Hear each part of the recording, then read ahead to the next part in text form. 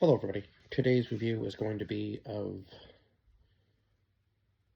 oh my god, Shazam! Fury of the Gods. Sorry, I was looking at the wrong part of the page there, but I did give this movie an 8 out of 10. I thought it was much better than the first one, which I believe I gave a 6 out of 10 to, so it's a little bit better. So the first one was more mid-tier for me, and the second movie just felt like it had a better storyline. The characters were a little bit more adapted, obviously, to being on screen. I felt like there was definitely some characters that carried this film through, for sure. Definitely Shazam, and I would say that, who was it? Freddie really stepped up and showed off his acting abilities. I would say he almost led the film for most of it, really, for me. And it's funny that I say that because there was another reviewer that said the same kind of similar thing to me, that he really stepped up and showed that he could also be a lead actor even. And it was kind of funny that he was the one who came up with the Captain Every Power thing and Captain Every Power Junior.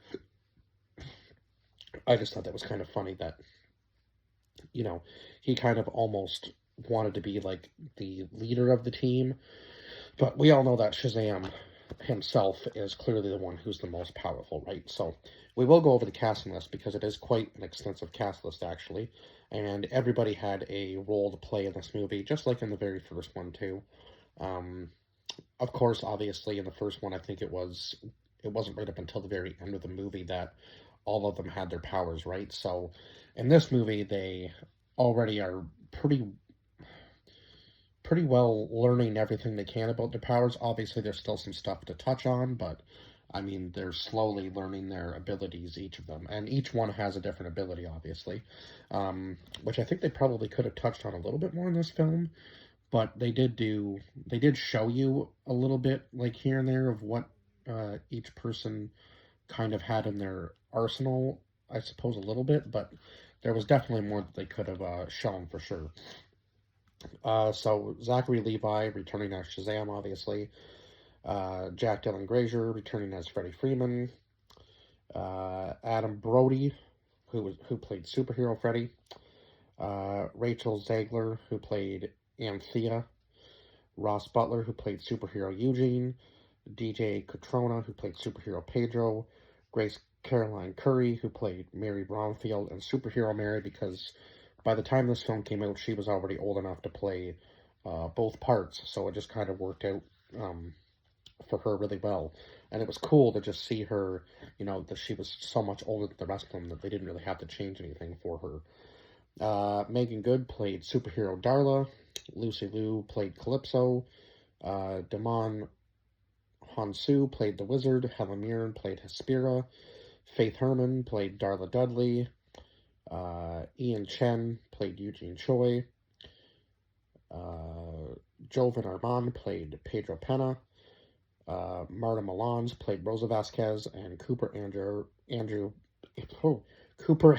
oh my god, played Victor Vasquez. So again, there were a lot of characters in this film, including obviously the parents, who are slowly. I think the father was kind of slowly figuring out what was going on throughout the film. Maybe not entirely, but he was kind of like, "Are you seeing this?" Like, even he pointed at the TV at one point, I think, when Mary was on the TV, and he goes, "Are you seeing this?" And then he goes, "I'm gonna go check on the kids." So I think there was little things that he was kind of noticing throughout the movie, like obviously the house getting struck by lightning constantly when they're changing from like their like I guess child form technically. Now a few of them were obviously teenagers, and Billy's going to be 18 in a few months, so he's going to grow out of the foster system.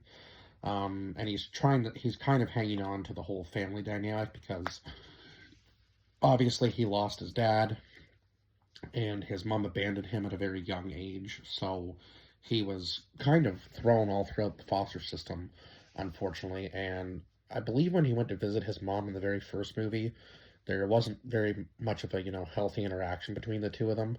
So he kind of realized that he wasn't going to really connect with his mom the way he thought he was going to after all those years, because I think I think he felt like he was not necessarily abandoned, but he was uh, lost, right?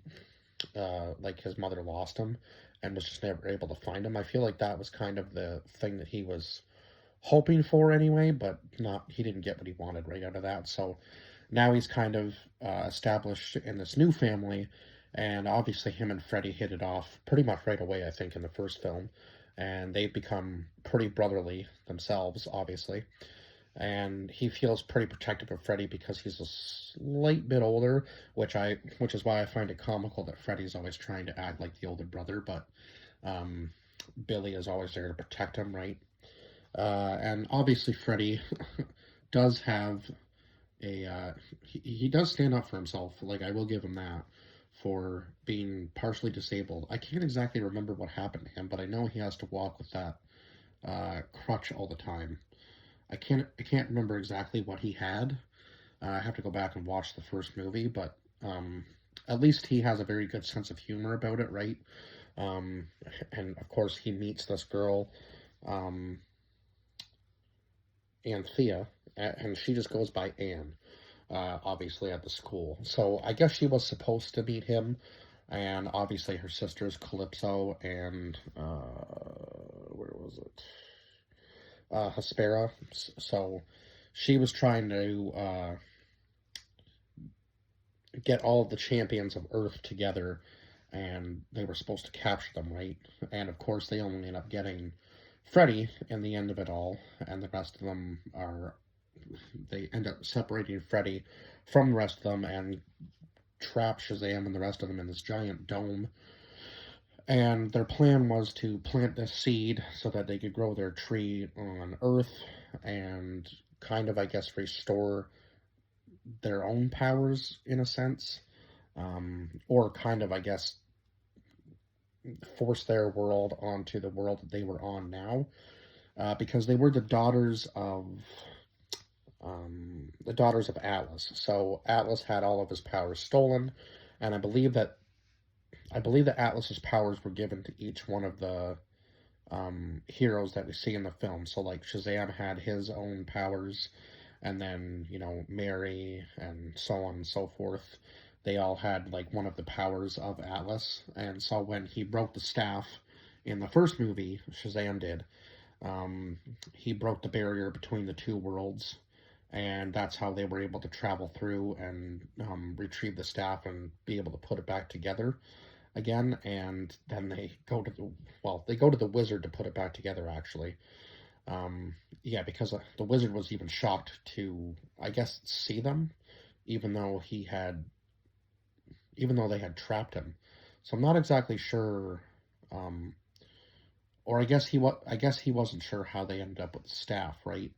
And well, clearly he knew now after he found out that Billy had broken it.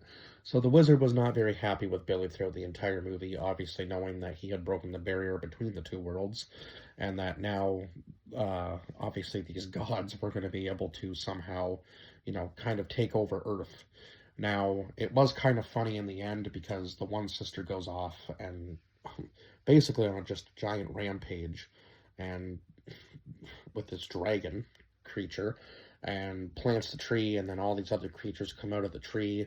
And so I guess the tree was supposed to be like a sign of peace, but because it didn't match with the Earth's chemistry, I think was what Anthea said, um, it became kind of like a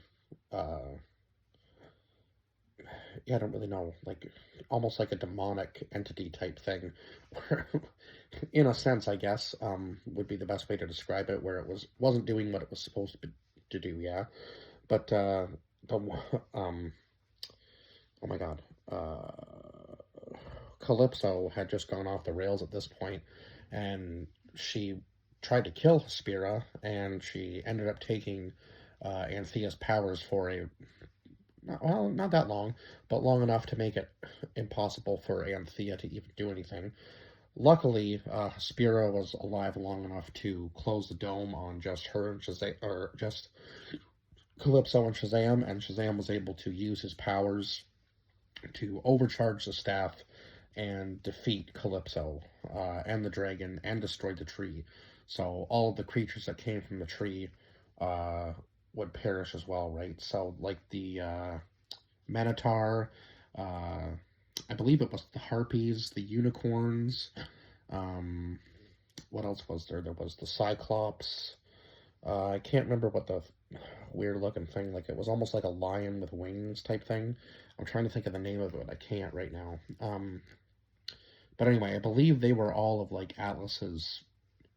If I'm remembering correctly, they were all of like Atlas's pets in a sense, because I believe in the one book it showed that as well. So, yeah, kind of interesting. And it was funny because Hespera even says that Calypso was kind of going against what Atlas would have wanted, and she was definitely more like taking over the power of Hades. And so that's why she wanted to put a stop to it, because whatever was happening obviously was coming from the powers of hell and not what Atlas would have wanted. So, and then of course, Calypso just thinks that because of that, you know, Hespera and Anthea are weak, so she goes off on her own and tries to basically destroy Earth. So luckily, Shazam was powerful enough by himself after the staff was able to take away everybody else's powers but his, because that's what it did. And at one point, it was kind of funny. At one point, he even said the second time he distracted Calypso and was able to grab the staff, he goes, "That's twice, lady, and I didn't even need a burning violin this time to get it." Because when they're in the clubhouse, there's like all these doors that which one was it? Was it Eugene? I think it was Eugene. Yeah, Eugene was the one that went through all the portals and discovered all the doorways and which ones were safe and which ones were not. And then of course Pedro was the one who ended up discovering like the pen Steve, and that was what they used to write all their like notes with to the gods. So it was absolutely hilarious. Like Steve would just write down whatever you said right on paper, so the notes never made any sense when they were trying to like make their demands of, you know, bring down the dome and give us back our friend and so on and so forth. But and then the burning violin that never stopped burning for whatever reason. So yeah, they all ended up finding something in their cool little clubhouse. uh, and of course, that's where they had like their team meetings, I guess, daily. But now that they were all getting older, they were all kind of getting sick of it. So a lot of the time they would just unfortunately leave when Billy was trying to explain to them like how they could potentially do better in their next mission and so on and so forth. And of course, throughout the movie, Freddy kind of goes off on his own to try to, you know, prove that he can do his own thing as well now that he's getting older. And of course, Billy always has the rule, it's all of us or nobody, right? But of course, they all want to prove themselves worthy as well, not just Billy. Um, but I think that was all part of Billy trying to like hold on to the whole family dynamic thing, and he does say that at the end, and the end is actually quite sad. Like if you are obviously if you're watching it for the first time and you see Billy die, you're not going to think he's going to be brought back to life. But Wonder Woman is the last god on Earth, and she is able to recharge the staff and bring Billy back. And then at the end of the movie, we get a little glimpse of the worm and the villain from the first movie, whose name eludes me right now, but we do get a little clip of that, and then the worm just leaves him again. Like, they're coming up with some sort of plan, and it seems that Shazam is going to go into the Justice Society. So I'm kind of interested because James Gunn's characters from Peacemaker make an appearance in this movie. Not Peacemaker himself, but the two agents that work for Waller that work with Peacemaker in the show. So I'm kind of interested and wondering whether or not James Gunn is planning on continuing the Shazam movie series. And I feel like with the humor and just the way the action is in these movies and so on and so forth, whether I feel like he would be a good fit as a director for this movie. I'm just saying. He seems it seems to be to me, and maybe that's just me being biased because I really do like him as a director and his style. but I feel like just every superhero movie he's touched so far has been gold. I mean, Guardians of the Galaxy, that movie series was great. I thought the new Superman was great. This movie was far better than the first one, so I can only imagine if James Gunn is able to work with Zachary Levi and the rest of this crew on a third film. I think it would be phenomenal. And I'm just saying that they could carry on even after that. But I think I've touched on everything I can. I guess the only other big thing in this movie would be the fact that throughout the entire movie, Billy kind of refers to the mom of the family as Rosa, and then at the end of the movie, he does call her mom finally. So I think that was a big step for Billy because I think he was afraid that he was going to get kicked out of the family. And when she says, "No, you'll always have a place here," he kind of, felt a little bit differently about, how he had been feeling, right? So I think he was finally ready to call her mom because obviously his biological mother doesn't really want to have anything to do with him after he found out that she had abandoned him all those years ago, right? So, yeah, I think Rosa really stepped up and showed, what a true mom can be. So even though it might be like a foster family to him, they did end up buying the house. So luckily that was renovated and or was able to be renovated after the dragon tore it to bits. Um, yeah, so they did buy the house, so they were able to, even though they were foster parents, they were still able to have everybody there, right? And obviously, not everybody is, of age to move out or be out of the whole foster system thing. And even Mary said, she wants to go get a job because she wants to be able to contribute for the family. So I feel like they're going to be sticking together now, especially now that, of course, obviously, Rosa and Victor know that they're all superheroes with powers, right? So it just makes sense that they're going to be even closer now and more bonded. And now they have Anthea with them as well. So, I mean, they've got a pretty good group going there now. And if obviously with Shazam being summoned to the Justice Society, he's going to have two groups that he has to fight with. So yeah, again, there you go. He's going to have an even stronger group with whoever else is in the Justice Society. I can't remember who it was. Um, yeah, who is in the Justice Society?